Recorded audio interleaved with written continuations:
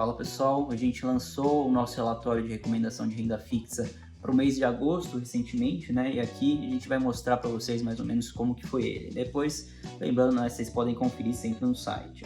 Mas, de maneira resumida, né, a gente segue com uma visão mais construtiva para a renda fixa local, justamente por conta que a gente vê um ciclo de alta da Selic se encerrando já no patamar atual, né? Então, a gente fez uma atualização de cenário aqui com relação à inflação em juros. Inflação, primeiro, né, vocês devem ter visto no último resultado do IPCA, né, a gente mostrou uma deflação mensal, né, ou seja, uma redução da inflação no mês a mês, algo que a gente não via desde o início da série histórica, lá desde 1980, né? Então, isso, por mais que tenha sido um fator artificial, né, por conta da redução dos impostos, e também vai voltar no ano que vem, né, ou seja, essa redução que a gente teve agora da inflação vai voltar no começo do ano que vem, né? Ainda assim, tem outros fatores que contribuem e vão continuar contribuindo para a redução da inflação, por exemplo, a desaceleração dos preços das commodities lá fora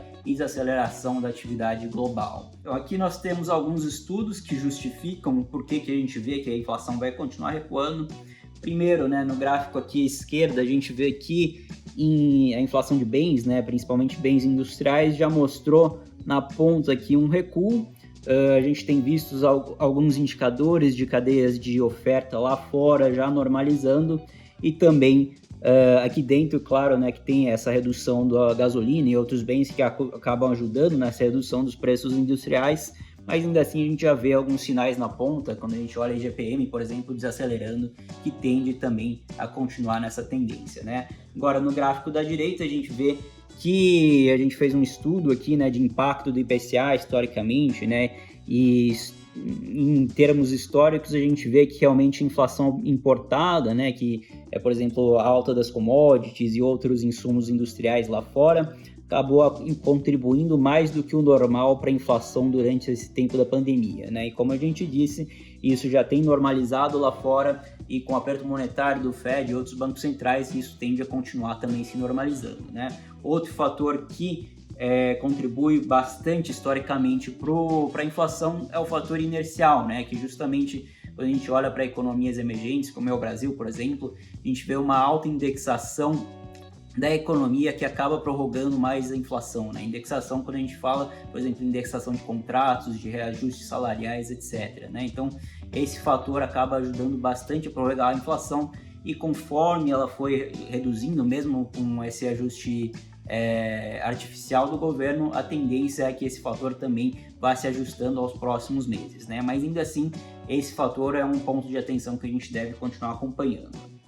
Agora, olhando para juros, né, o Banco Central ele subiu a taxa Selic para 13,75 na última reunião e sinalizou que pode ajustar mais uma vez uma alta menor de 0,25 ponto percentual na próxima reunião, ou então avaliar o fim do ciclo, né, ou seja, manter nesse nível em 13,75 na próxima reunião e continuar assim até o final, até começar a reduzir, né? Então, nós acreditamos que ele vai optar por manter a taxa Selic em 13,75. Boa parte do mercado já está precificando isso, inclusive acredito que a ata do Copom também veio para reforçar isso, e alguns pontos que eles mencionaram, tanto no comunicado como na ata, nós acreditamos que ajudam um pouco nessa visão, né? Primeiro, ele quer ver um processo de desinflação mais consolidado, né? Ou seja, a inflação continuar recuando, tanto lá fora quanto aqui, e quando a gente vê os dados, isso já tem alguns sinais de melhora de fato, né? Então, como a gente mencionou sobre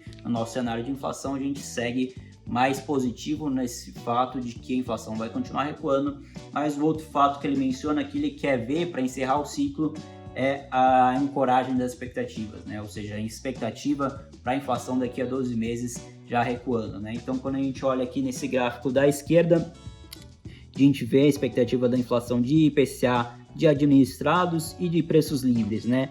O que ele menciona na ata é que ele vê realmente que a expectativa tem avançado, ou seja, diferentemente do que ele quer ver, ela não está se ancorando, mas boa parte disso é decorrente da inflação de preços administrados, né? Justamente por conta daquele fator que a gente mencionou, de que a desoneração tributária desse ano vai voltar com os impostos no ano que vem, né? Então, por isso, a gente vê realmente aqui o IPCA administrados começando a subir lá a partir de julho, que foi mais ou menos quando foi aprovada ou começou as discussões em torno da PEC dos combustíveis, né? Enquanto isso, preços livres ainda tem uma tendência de alta, mas estão mais estáveis, né? Então, por isso, a gente também acredita que o Banco Central vai manter a taxa Selic em 13,75, e aqui a nossa projeção tanto para esse ano, né, que vai manter nesse nível, como para o ano que vem, que aí olhando para cada reunião, né, na terceira reunião do ano, já é para maio, a gente começa a ver uma chance maior de que o Banco Central tem espaço para reduzir a Selic, começar a reduzir a Selic, e aí no que a gente acredita que vão ser uma redução de 0,5 ponto em cada reunião, até pelo menos aí o final do ano, levando a taxa Selic para 10,75 no final de 2023, né?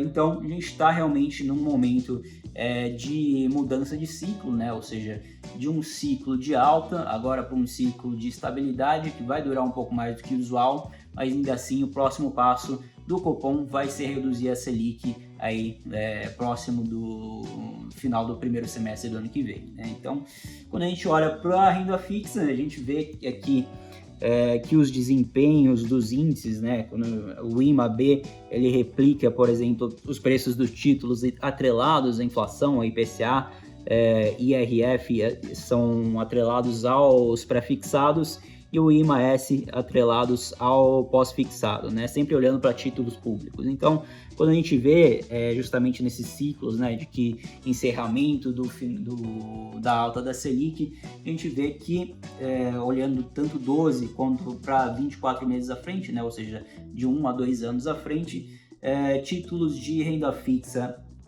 ligados ao IPCA tendem a performar mais quando a gente olha para um prazo maior, né, de 5 anos para cima. O mesmo também pode ser visto para o de renda fixa pré-fixados, né, o de maior peso, o de maior prazo, aliás, também tem um maior desempenho olhando mais para frente, né, com prazo de 12 a 24 meses. E isso é uma tendência que a gente vê em ciclos que a gente pegou desde 2005 até o ciclo de 2015, né? E olhando também para o ciclo atual de 2022, ainda tem poucos dados, né? Mas a gente vê que essa tendência está seguindo também.